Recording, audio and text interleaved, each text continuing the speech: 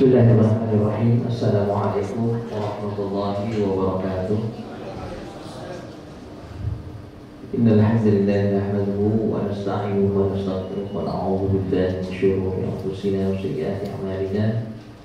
May yahdihillahu fala mudilla lahu wa may yudlil fala hadiya lahu. Asyhadu an la ilaha illallah wahdahu la syarika lahu wa asyhadu anna sayyidana wa nabiyyana Muhammadan abduhu wa rasuluhu la nabiyya ba'dahu.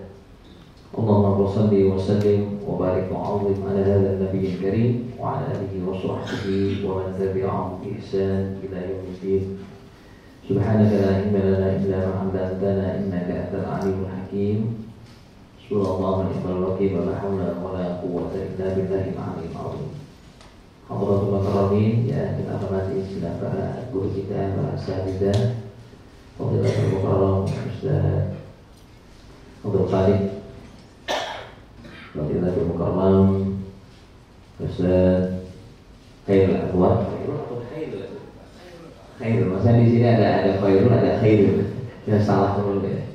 Ustaz Khairul Anwar Sohirin dan segenap rekan-rekan para petugas RTRA, Bapak dan Ibu sekalian, para calon tamu Allah dan tamu Rasulullah Sallallahu Alaihi Wasallam. Alhamdulillah di siang yang penuh dengan keberkahan ini kita dapat berkumpul di tempat yang berkah yang mudah-mudahan semakin menambah keberkahan buat kita semua. Apalagi sebentar lagi insya Allah kita akan melaksanakan umrah, di mana esok kita akan bertolak menuju Saudi Arabia, baik via Jeddah maupun via Madinah. Kita berharap mudah-mudahan perjalanan kita diberikan oleh Allah Subhanahu wa Ta'ala keselamatan, keamanan, baik dalam keberangkatan maupun kepulangan nanti. Yang terpenting adalah umrah yang akan kita rasakan menjadi umrah yang mabrurah, amal-amal yang makbulah, serta doa-doa yang mustajabah. Beberapa sekalian Allah mengawali manasik kita pada kesempatan siang hari ini. Mari kita lebih dahulu baca talbiyah sebagai ungkapan rasa syukur kita kepada Allah Subhanahu wa Ta'ala.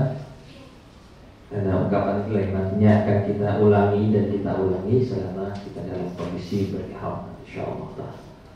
Bismillahirrahmanirrahim. Labbaik Allahumma labbaik. Labbaik la syarika laka labbaik.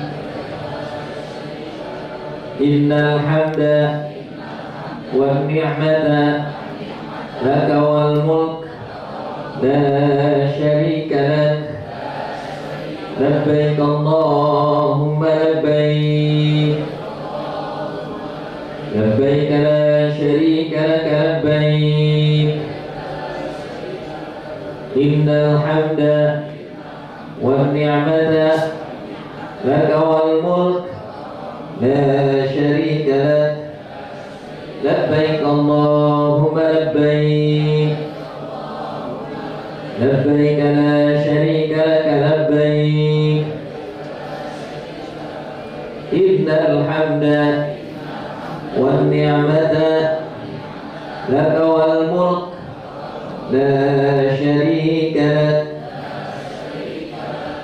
Bapak sekalian dirahmati Allah, inilah ungkapan talbiyah, ungkapan rasa kepasrahan kita kepada Allah Subhanahu wa Ta'ala untuk melaksanakan panggilan yang Allah berikan kepada kita sekalian. Labbaik Allahumma labbaik, ya Allah aku penuhi panggilanmu. Ya Allah aku penuhi panggilanmu. Sampai dibolak-balik, diulang-ulang ya. Kenapa? Karena memang perjalanan kita esok semata-mata atas undangan dan hak prerogatif Allah Subhanahu wa Ta'ala. Kita boleh punya banyak uang, kita boleh banyak punya kekayaan, tapi kalau Allah tidak menentukan kita, Allah tidak memanggil kita, maka kita tidak akan bisa melaksanakan umrah, apalagi haji. Terbukti banyak orang yang kaya, banyak orang yang mampu tapi belum pernah haji maupun umroh. Ada apa enggak? Ada? Banyak apa enggak? Kalau banyak saya belum tahu, tapi kalau ada biasanya. Ya. Kenapa? Karena memang perjalanan ke tanah suci Makkah maupun Madinah itu adalah semata-mata karunia dari Allah dan atas seizin Allah Subhanahu wa Ta'ala. Siapapun, mau dia orang yang berilmu atau dia orang yang tidak berilmu, dia seorang pejabat ataupun rakyat jelata, siapapun, kalau Allah sudah menghendaki maka akan mudah beriman. Namun demikian Bapak Ibu sekalian, ketika kita mengungkapkan talbiyah dalam kondisi nanti kita sudah dalam keadaan berihram, sudah niat di mikot, baik di Yalamlam ketika kita menuju Jeddah ataupun dari Bir Ali kalau kita dari Madinah, maka nanti ada para malaikat-malaikat yang menjaga tanah haram Makkah. Ketika kita sampai di kota suci Makkah, ketika kita memasuki wilayah kota Makkah, masuk khususnya di wilayah Tan'im nanti, karena kita akan melewati daerah Tan'im. Ketika kita mengatakan labbaik Allahumma labbaik labbaik la syarika lak labbaik innal hamda wan ni'mata lak wal mulk, maka akan dijawab oleh para malaikat labbaika wa sa'daik, labbaika wa sa'daik. Kalau bahasa sederhananya, selamat datang dan selamat berbahagia. Kira-kira sekarang kita udah bahagia apa belum? Bahagia apa enggak? Bahagia. Banyak orang yang pengen berangkat tapi belum bisa, tapi kita diberikan kesempatan oleh Allah. Jangan bicara masalah karena saya punya duit, yang lain nggak punya. Bukan begitu masalah. Kita punya duit aja, kita sudah sampai di sana. Kalau Allah tidak undang, kita tidak akan diterima oleh Allah. Tapi kalau kita memang atas undangan Allah, insya Allah kita datang ke sana diterima oleh Allah dan para malaikatnya. Dengan ungkapan tadi labbaika wa sa'daik, selamat datang dan selamat berbahagia. Tapi tidak semua mendapatkan doa itu dari para malaikat. Ada yang ketika datang ke tanah suci disumpahin oleh para malaikat, la labbaika wa la sa'daik. Tidak ada undangan bagi kalian dan tidak ada kebahagiaan. Maka tandanya kalau orang datang ke sana nggak diundang atau nggak diterima oleh Allah, datang dia dengan merasa tidak bahagia. Ketika berada di luar tanah suci, banyak masalah, banyak problema yang dihadapi. Akhirnya dia sibuk dengan dirinya sendiri, sibuk mikirin barangnya hilang, sibuk mikirin kamarnya sempit, makanannya nggak enak, teman sekamarnya nggak enak, maka dia tidak bahagia. Kenapa? Karena didoakan oleh malaikat la labbaik wala, tidak ada kebahagiaan. Jadi itu kenapa kita ungkapkan labbaik Allahumma labbaik, karena kita datang ke sana atas undangan Allah. Kita atas dasar Allah yang menginginkan kita datang ke sana. Cuma masalahnya kadang-kadang kita datang ke sana, apakah akan dimuliakan oleh Allah atau justru sebaliknya? Bapak Ibu sekalian, pernah dapat panggilan dari pihak sekolah waktu anaknya di sekolah itu? Pernah nggak? Kira-kira kalau kita dipanggil oleh pihak sekolah senang? Senang apa enggak? Senang atau enggak? Hah? Senang. Kalau anaknya memang anak yang berprestasi, betul? Anaknya cerdas, anaknya hebat, anaknya akhlaknya baik. Begitu dia dapat panggilan, kita senang. Kenapa? Pasti ini adalah suatu panggilan penghormatan. Tapi kalau kita tahu anak kita sering bikin masalah, ketika dapat surat panggilan, apa yang terjadi? Dalam pikiran kita, apalagi nih anak? Pasti kan begitu. Maka kita pun begitu. Kalau kita datang ke sana niatnya sudah lurus karena Allah Ta'ala, harta yang digunakan harta yang halal, kita tidak juga ada masalah dengan keluarga, dengan teman, dengan tetangga, maka perjalanan kita akan kita rasakan penuh dengan kebahagiaan dan sukacita. Amin ya Rabbal. Tapi kalau kita sadar kita banyak dosa, ya, Kalau dulu zaman tahun 80-an itu ada namanya haji porkas. Ada yang umur lahiran 70-an ini banyak ya. Pernah dengar nggak dulu? Haji porkas, apa itu porkas? Ya, pernah nonton. Dulu ada ujian berhadiah itu. Jadi haji karena gede dapat, dulu kan masih murah haji. Dia pergi haji dengan hasil kira-kira itu halal apa enggak? Halal. Halal berarti. Halal. Kenapa? Karena dari hasil judi. Kira-kira kalau yang suci, yang bersih, yang kotor diterima enggak oleh Allah?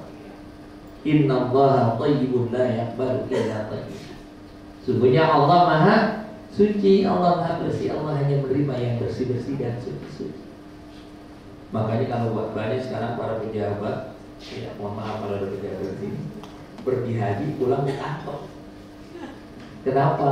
Karena habis menerima gratifikasi, karena habis nyogok sini. Dia pergi haji 10 hari ya. Itu biasanya begitu, haji kagak tenang kalau saya. Ya, maka begitu juga di dalam panggilan ini kita hanya menuju Allah. Tidak ada yang kita bawa, tidak ada yang kita banggakan. Makanya innal hamda wan ni'mata laka wal mulk la syarika. Sesungguhnya segala puji, segala kenikmatan, segala kepemilikan dan kepunyaan hanya bagimu ya Allah, tidak ada sekutu bagi. Artinya apa? Kita datang ke sana hanya bawa diri kita. Sebagaimana nanti ketika kita mati, ada yang kita banggakan dari harta kita, jabatan kita, ilmu kita? Gak ada. Orang ketika mati yang dia banggakan hanya apa? Hanya amal soleh yang bisa menerangi kubur. Sekaya-kayanya orang, begitu mati kira-kira masuk kuburan tetap kaya?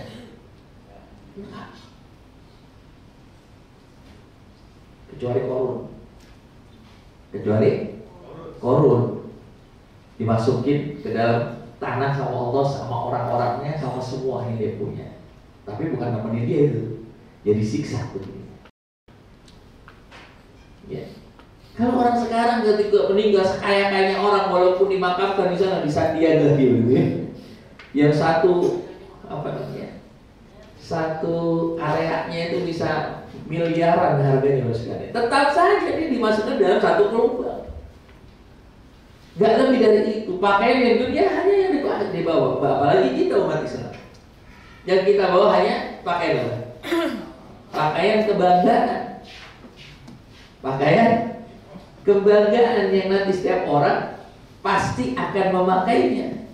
Kapan makainya? Gak tahu. Namanya juga kapan dipakainya, kapan dia mati pakai. Begitu juga kendaraan yang dia punya, katakan berapa macam mobil. Seperti Raja Brunei itu kan kendaraannya banyak banget itu. Ada berapa itu? Ada 6.000 kalau nggak salah itu. Dan semuanya adalah mobil mewah. Nggak main kijang dia, Rolls Royce mainannya itu, Lamborghini dan sebagainya itu. Bahkan ada satu kendaraan yang semua dilapisi oleh emas. Kira-kira kalau mati itu dikubur apa enggak? Dikubur apa enggak? Enggak bakalan. Pasti itu balik lagi ke rumah jadi hak siapa? Jadi hak anak-anaknya.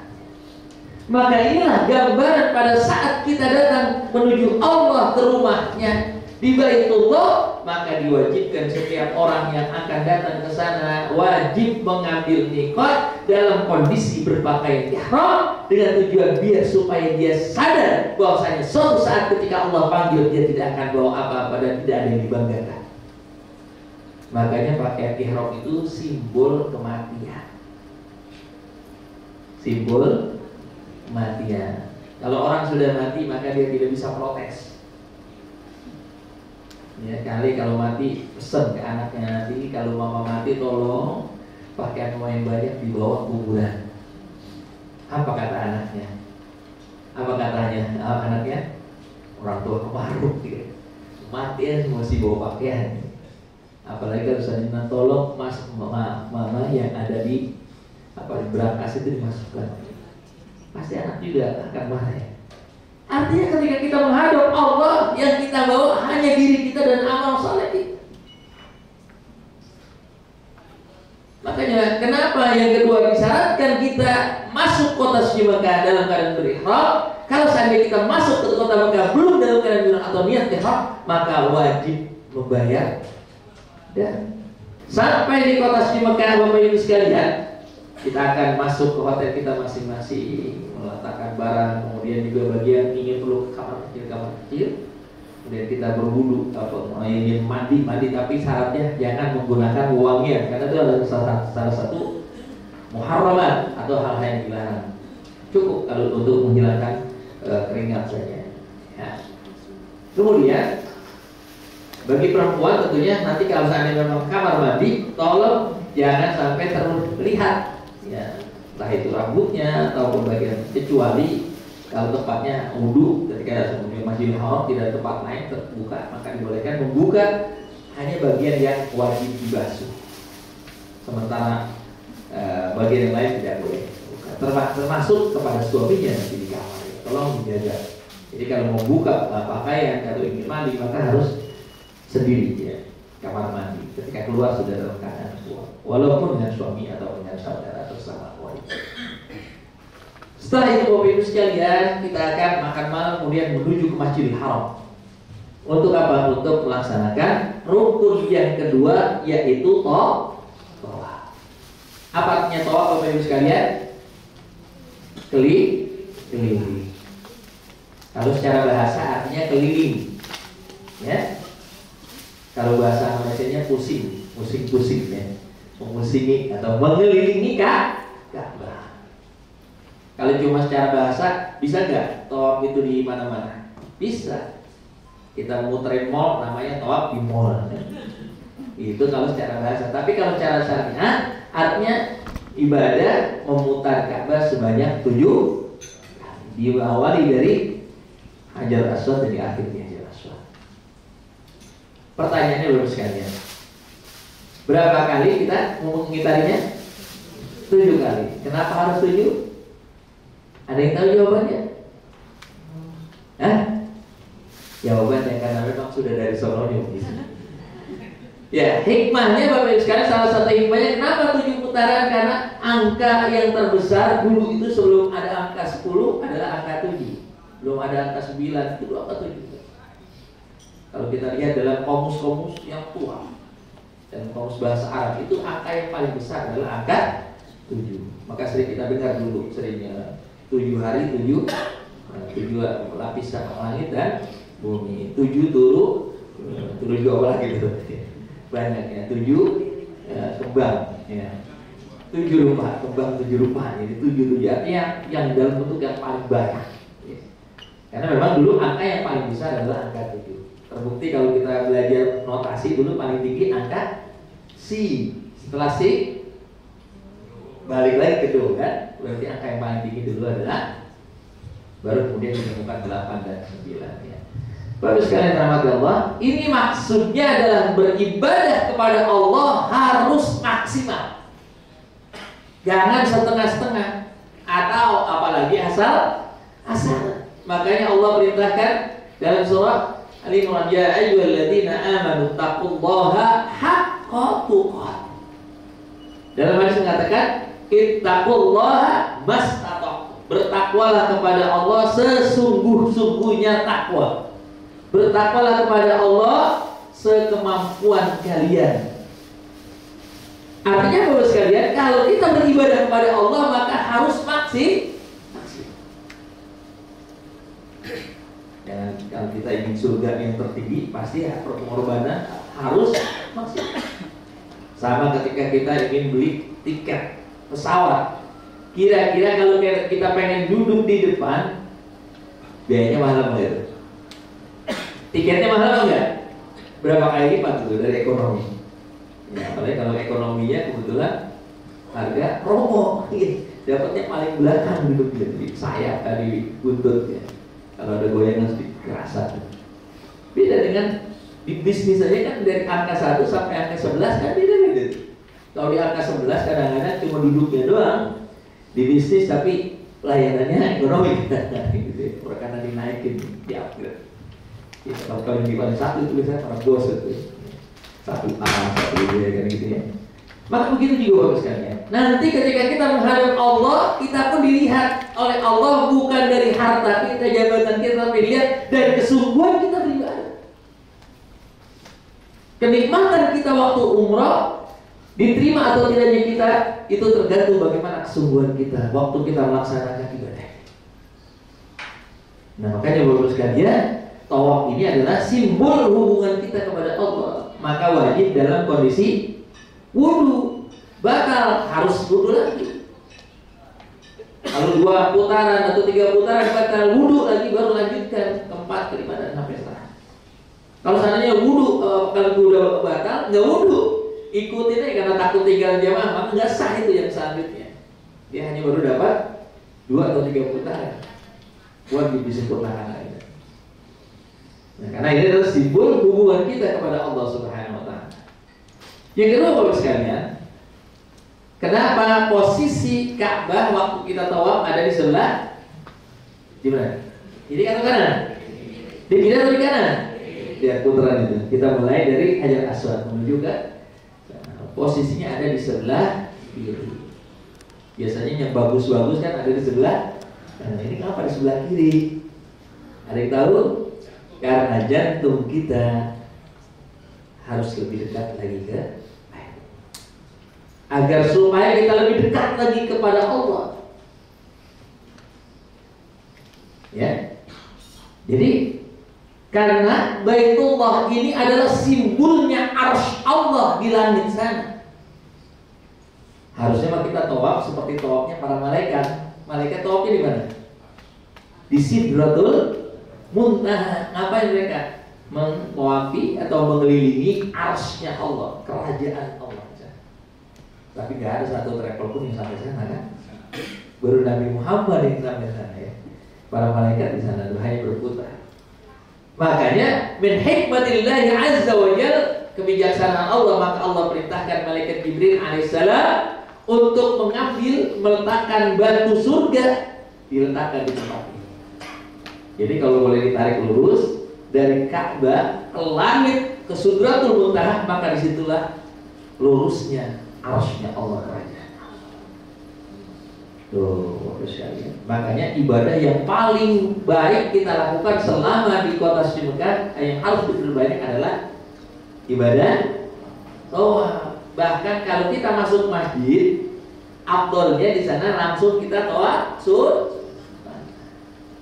Hanya saja sekarang aturannya semenjak Covid, bagi laki-laki nggak boleh langsung turun ke bawah, kecuali dalam kondisi kecuali ibu-ibu bebas setiap saat. Bagi bapak-bapak wajib dalam kondisi pakaian ihram, walaupun tidak dalam kondisi berihram, ya, walaupun tidak harus mikot. Yang penting turun ke situ pakaiannya harus ihram, boleh masih boleh pakai pakaian dalam. Yang penting kelihatan pakai ihram. Ya, yang kedua tadi. Jadi yang pertama 7 putaran agar menunjukkan ibadah kita harus maksimal. Yang kedua, posisi Baitullah ada di sebelah kiri kita agar mendekatkan jantung kita kepada Baitullah. Selanjutnya Bapak Ibu sekalian, kita memulai tawaf itu dari mana tadi? Saya katakan dari Hajar Aswad. Itu wajib apa sunnah hukumnya? Wajib atau sunnah itu istilah mencium? Sunnah. Makanya kalau itu tidak wajib ya, jangan sampai nanti ketika mau berangkat haji atau umroh dipesanin bu gurunya, tolong nanti jangan sampai lupa mencium Hajar Aswad. Itu bukan wajib.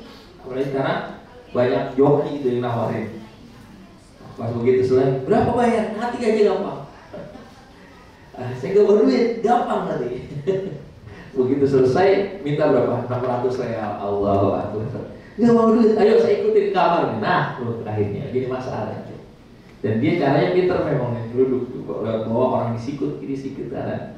Gara-gara hanya untuk mencapai yang sunnah, tapi kita melaksanakan dosa. Wah, haram itu ya. Maka hukumnya haram. Jangan. Ya, al-ghayatulah tubarrir wasilah, jangan sampai tujuan kita itu baik tapi dengan cara menghalalkan segala cara. Apa simbol Hajar Aswad ini Bapak sekalian? Ini adalah batu surga. dengan harapan kita menciumnya atau mengisyaratkan dengan mencium dari jauh. Di dunia kita akan menciumnya nanti di akhirat. Amin ya rabbal. Karena tanda orang yang bakal masuk surga, tandanya dia bakal bisa mencium bau surga di dunia. Salah satunya apa itu? Hajar Aswad. Kalaupun dia tidak sempat, maka cukup beristirahat. Karena Hajar Aswad itu akan bersaksi kelak di yaumil qiyamah. Dan kita bersyukur Bapak Ibu sekalian, itu Hajar Aswad diturunkan di kota suci Makkah, yang setiap batunya tidak boleh dikeluarkan dari itu. Coba bisa dibayangkan kalau seandainya ini Hajar Aswad diturunin di Kalimantan Selatan, ya. Di daerah mana itu yang banyak batunya? Ya. Atau di Jakarta, apa yang terjadi? Udah habis dari zaman dulu, kakek nenek kita yang dapat, ya diapain? Itu diponcelin, diambil dikit-dikit, dibikin cincin. Habis dosa dicium, alhamdulillah dosa gede. Karena satu-satunya batu yang bisa menyedot dosa.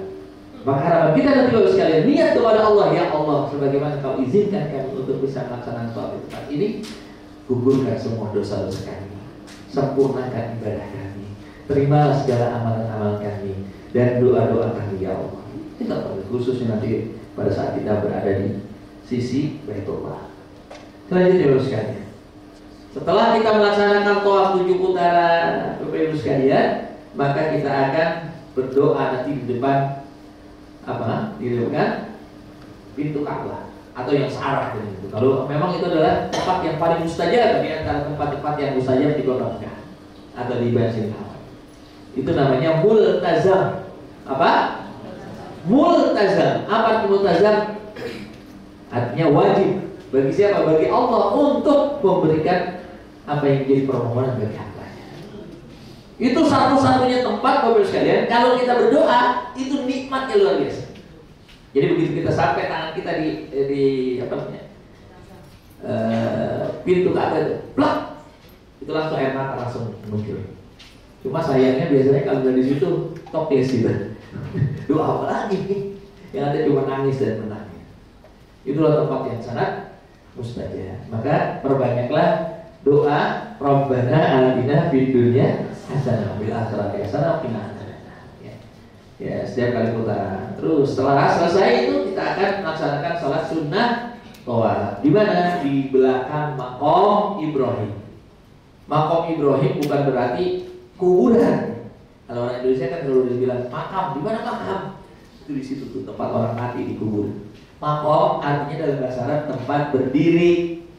Berdiri ngapain? Dulu Nabi Ibrahim waktu bangun Ka'bah berdirinya di situ. Makanya ada bekas pijakan di batunya itu. Namanya Maqam Ibrahim. Bersama siapa? Bersama putranya, yaitu Nabi Allah Ismail alaihissalam. Menurut riwayat, ya, sebagian para ulama mengatakan Nabi Ibrahim itu tingginya sampai 16 meter. Ya, makanya kalau dia diri Ka'bah itu dekat gitu. Ka'bah dulunya menurut riwayat 11 meter. Ya, jadi ya, begitu dulunya. Kalau sekarang kan udah orang-orang sekarang kan kecil-kecil. Ya pernah ditemukan oleh arkeolog di Saudi Arabia, itu panjangnya orang dulu diketemukan di kurang lebih ya. Sama kalau Bapak Ibu sekalian pergi kota Jeddah, ada namanya Maqam Sayyidah Hawa. Itu panjangnya sekitar 26, ya hampir 26 meter kalau nggak salah itu ya. Panjang. Makanya dulu ketika Nabi Adam dan Siti Hawa dipisahkan, Nabi Adam di Jeddah, Siti Hawa di Jeddah, Nabi Adam di mana? Di Sri Lanka, India ya. Kira-kira kalau berjalan lama nggak? Nggak lama bagi orang sekali langkah jauh tuh. Satu langkah dia berarti berapa langkah kita ya? Cepat terus kan. Dan dulu mungkin dulunya kan daratan semua. Jadi makanya harus sekalian, inilah perjalanan. Intinya adalah perjalanan kita di dalam umrah ini, ketika kita melaksanakan tawaf, maka kita mengembalikan segala sesuatu kepada Allah. Sebagaimana putaran arah tawaf kita adalah kebalikan daripada putaran arah jarum jam. Kalau jarum jam dari kiri ke kanan, kalau tawaf dari kanan ke kiri. Ini simbol Pada saat kita melaksanakan tawaf, maka kita review kembali, kita ulangi kembali kehidupan kita dari semenjak kita balik sampai saat ini. Kira-kira banyakkan hal yang manfaat yang kita kelihatan atau disebutkan. Coba saya tanya Bapak Ibu sekalian, dalam sehari berapa kali kita ibadah? Yang wajib aja 5 waktu ya. 5 waktu itu berapa jam kita kerjakan dalam sehari? Subuh berapa jam? Subuhnya berapa jam? Ya, di Masjidil Haram aja nggak bisa jam-jaman ya, paling setengah jam. Kecuali kalau kita iktikaf terlebih dahulu, maka itu sudah dihitung bagian daripada itu. Begitu juga zuhur, asar, kita paling setengah jam kali 5 Bapak sekalian. Berarti berapa jam itu? 2,5 jam. Sementara dalam satu hari satu malam berapa jam? 24. Diambil 2,5 jam. Kira-kira itu maksimal atau minimal? Itu kalau ibarat orang yang zakat baru 2,5%, itu juga yang maksimal. Ya. Minta surganya, surga paradise. Hebat ya, orang-orang barat itu menamakan surga dalam bahasa Inggris apa? Paradise. Paradise itu ada artinya apa? Surga Firdaus. Itu tadi saya katakan, banyak orang yang pengen duduk di tempat VIP tapi beli tiketnya tiket promosi. Wah, ini itu yang terjadi pada manusia. Coba kalau kita review kembali kehidupan kita, waktu kita masih belum punya pekerjaan, minta kepada Allah, betul? Ya Allah, tiap malam udah punya pekerjaan, dapat pekerjaan baik, minta biar supaya pangkatnya naik. Belum punya jodoh, minta jodoh. Udah punya jodoh, minta apa? Minta rumah. Minta rumah, punya kendaraan, terus punya anak dan seterusnya minta. Yang diminta dunia terus. Ya. Ibadahnya minimalis, tapi pengen surganya sih. Pasti mana sih, inilah terjadi manusia. Contohnya lagi, kalau kita pergi kepada sekalian, punya uang 1 juta ke mall, itu tetap kecil, betul? Betul enggak?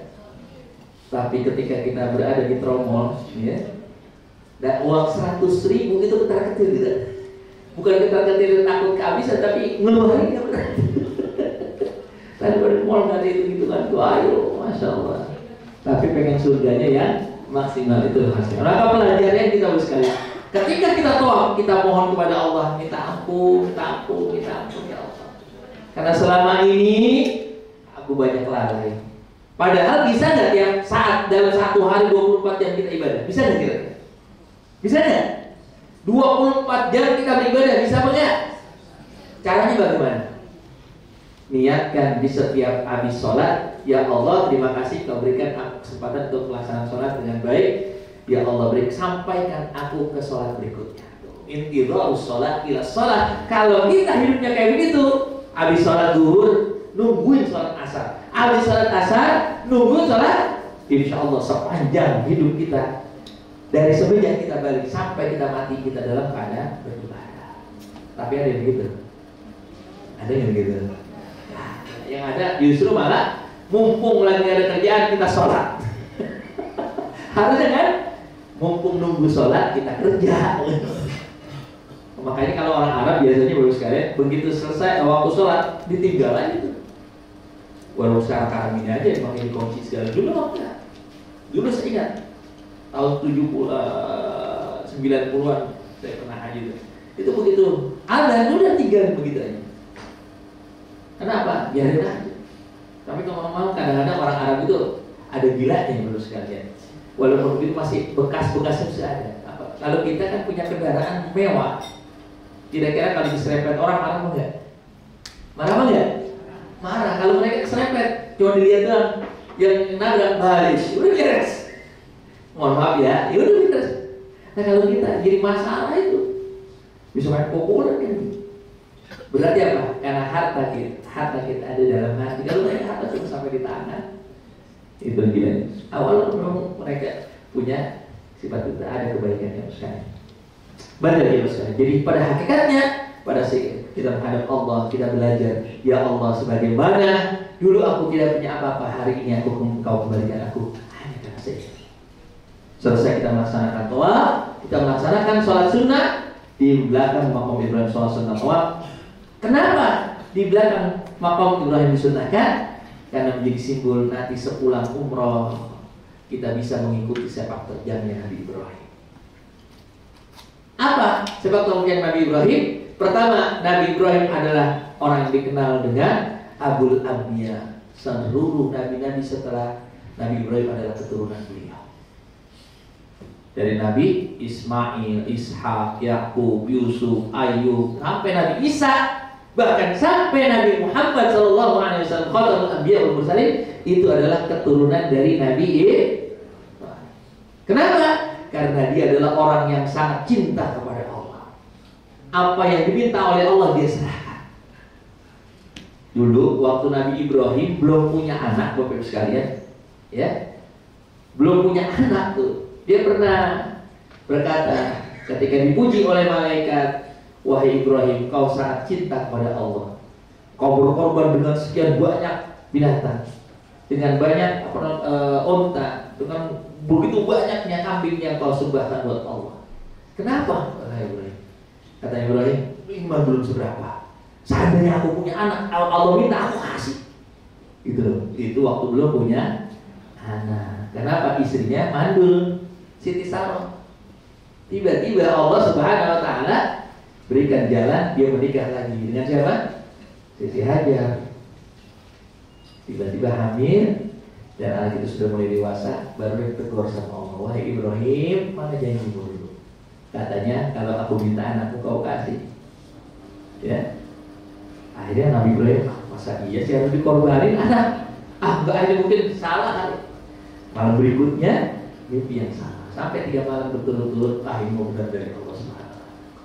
Sampai akhirnya dibicarakan anaknya, wahai anakku, ya bunayya inni ara fil manami anni alba'uka fadhil madza.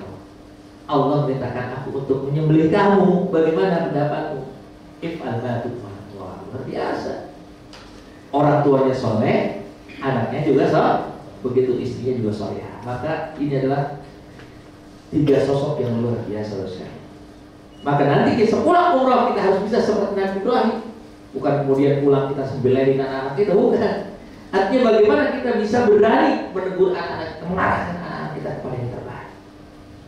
Ya, orang-orang tua sekarang kan lemah Bapak sekarang takut kalau anaknya marah kan. Negur anaknya sholat takut kan gitu. Ya begitu. Maka Nabi Ibrahim adalah sosok yang tangguh. Makanya semua keturunannya adalah orang baik. Harapan kita pulang umrah nanti anak-anak kita menjadi anak yang baik. Waduh, anak saya susah banget diurus. Kayaknya doa di sana. Mudah-mudahan dijadikan anak-anak kita seperti Ismail atau para nabi yang berikutnya. Ya, amin ya rabbal alamin. Yang harus kita kuatkan adalah akidah kita, keyakinan kita kepada Allah Subhanahu Wa Taala. Selesai kita melaksanakan tawaf sekalian, kita disunnahkan minum air zam-zam. Apa itu air zam-zam? Air zam-zam, air yang keluar dari mata air yang ada di sisi Baitullah. Satu-satunya mata air yang tidak pernah habis sepanjang tahun. Sampai kapan? Sampai hari kiamat datang. Padahal logikanya itu adalah tempat yang sangat gersang, tapi Allah buktikan bahwasanya dengan kehendaknya akan terjadi. Padahal kan dalam sejarahnya Nabi Ibrahim meninggalkan Siti Hajar bersama Nabi Ismail yang masih merah. Itu di sisi Baitullah. Ketika ditinggal oleh istrinya, di suaminya, maka Siti Hajar bertanya, ya Ibrahim, apakah ini perintah Allah? Apakah Allah yang memerintahkan kau meninggalkan aku dan anakku di tempat ini? Allahu Akbar. Nabi Ibrahim udah gak sanggup melihat, lihat, ya Allah yang memerintahkan. Apa kata Siti Hajar? Kalau itu memang perintah Allah, fa inna Allah la, aku yakin sesungguhnya Allah tidak akan menyia-nyiakan. Subhanallah.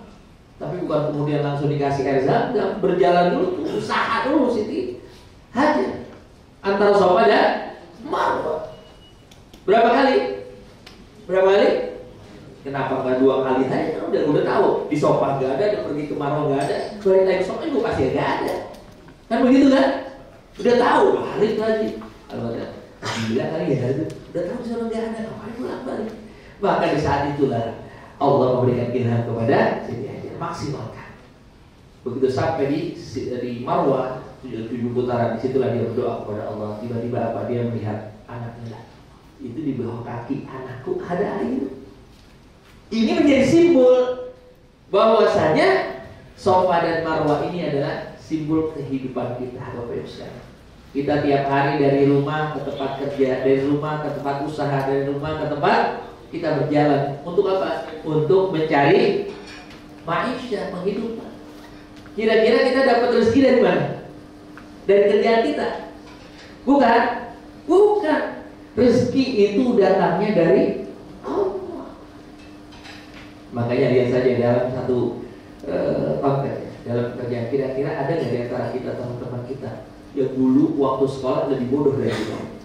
Ada nggak? Ada nggak? Tapi hidupnya lebih mewah dari kita, ada? Logikanya harusnya jelas kaya, yang lebih kaya harusnya. Apa dia sih belum? Kan gitu kan? Mau protes sama siapa? Mau protes sama siapa?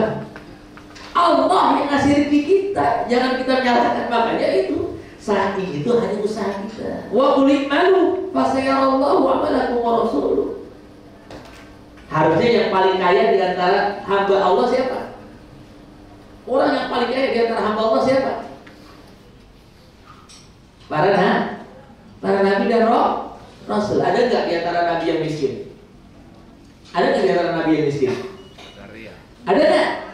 Ada. Nabi siapa? Nabi Isa, nggak punya rumah. Makanya disebut Al-Masih, yang tiap hari kerjanya berkelana, nggak ada rumahnya. Ya. Nabi Musa kan ahli ibadah. Siapa yang paling kaya saat itu? Siapa? Korun itu siapa? Korun itu pengikutnya Nabi Musa yang membangkang. Akhirnya dia belok ke Fir'aun. Jadi kaya raya. Padahal yang ngajarin bagaimana dia cara permak emas itu jadi hiasan kan itu Nabi Musa. Udah kaya dia lupa. Makanya karena dia lupa untuk bayar zakat, doain aja, ya Allah, aku serahkan lagi tuh si korun. Karena dia udah lupa kepadamu. Akhirnya diambesin sama Allah dalam hitungan detik. Jadi urusan rezeki tidak bisa dihubungkan dengan usaha, enggak dengan ibadah. Kadang-kadang saya, ya Allah, udah ibadah tiap hari masih hidupnya masih begini aja, belakang aja, ya Allah, tega banget. Terus tangga saya nggak pernah ibadah, kok banyak rezekinya. Ada yang begitu nggak? Ada yang protes? Sudah rajin tahajud, sudah rajin sholat duha, mau utang masih banyak aja. Terakhir tangga saya nggak pernah ke masjid. Iya, gampang banget usahanya, mobil dia banyak. Mau protes? Mau protes gitu? Nggak bisa. Urusan rezeki itu adalah hak Allah. Apa yang enak banget? Nabi seperti Nabi Sulaiman. Betul? Apa yang enaknya Nabi Sulaiman? Dia punya kerajaan, istrinya ada 99 ya Pak ya. Ya Pak ya, enak aja Nabi Sulaiman. Keturunannya banyak, hartanya banyak. Ya, makanya Nabi di antara Nabi yang terakhir masuk surga Nabi Sulaiman. Kenapa? Orang udah ngerasain surga di dunia, tak dulu belakangan. Di antara sahabat yang terakhir masuk surga siapa? Ada Abdurrahman bin Auf. Kenapa? Dia paling kaya, udah ngerasain surga di dunia. Makanya belakangan masuk surganya. Di antara kita ada yang paling kaya nih, ntar dulu belakangan masuk surga. Kenapa? Udah ngerasain surga di dunia, tenang aja. Yang penting masih dapat jaminan masuk surga bersama Rasulullah. Insya Allah. Ini bukan masalah duluan atau belakangnya. Yang penting apa? Masuk surga bersama Rasulullah. Yakin gak bisa masuk surga kita? Harus yakin. Selama kita memegang La ilaha illallah Muhammad Rasulullah, dakhala jannah. Mohon maaf walaupun di antara kita ada yang nakal-nakal, ada yang dulu suka. Insya Allah selama kita masih jadi orang muslim, ada jaminan bakal masuk. Insya, walaupun ada yang duluan ada yang walaupun yang di atas ada yang di bawah, di mungkin. Gak masalah, yang penting kita masuk surga. Tinggal bagaimana kita sekarang ini karena udah punya jaminan masuk surga, terus berusaha untuk meningkatin, mengupgrade dari surga kita umpamanya yang di bawah sampai kita jannatul firdaus bersama Rasulullah. Amin ya rabbal. Nah, salah satu perjalanan itu adalah Allah izinkan kita tahun ini untuk melaksanakan umrah. Maka jadikan ini sebagai pelatihan kita bagaimana kita bisa bersimpuh bersama Rasulullah kelak di surganya Allah. Oleh sebab itu sekalian, selesai kita melaksanakan tawaf, kemudian sa'i antara Safa dan Marwah. Ya, kalau sa'i ini tidak wajib dalam kondisi berwudu, karena apa? Karena dia simbol hubungan secara kita. Namanya juga usaha ya.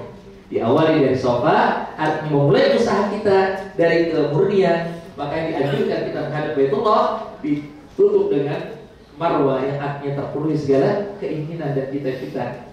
Dan jangan lupa pula setelah selesai maka kita menghadap kepada Allah.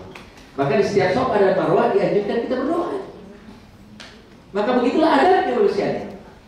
Jangan lupa ditutup perjalanan umrah kita ini dengan rukun yang keempat, yaitu tahallul. Ini juga simbol bahwasanya siapa yang sudah menyelesaikan usahanya dalam aktivitas sehariannya, maka jangan lupa dikeluarkan sebagian dari harta.